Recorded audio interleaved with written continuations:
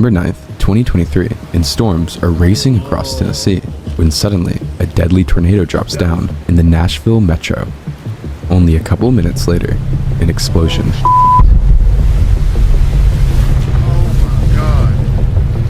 But what caused the explosion? And more importantly, what did it do to the tornado? Oh my God!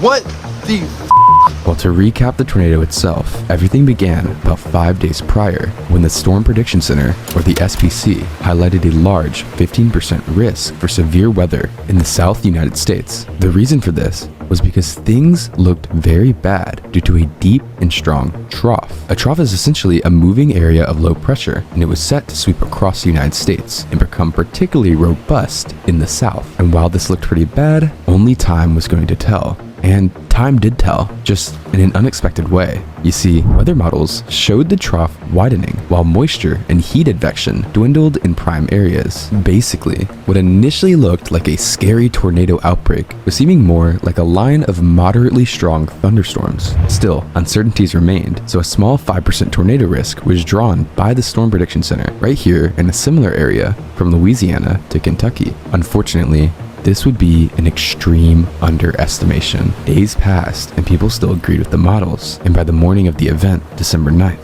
things already looked concerning. Isolated and tornadic-like storms were developing as early as 11 a.m. around areas of Louisiana and Arkansas. The issue here is storms were supposed to only get bad in the late afternoon and evening. A couple hours later, one of the storms would produce a long-track tornado in Sharon, Tennessee.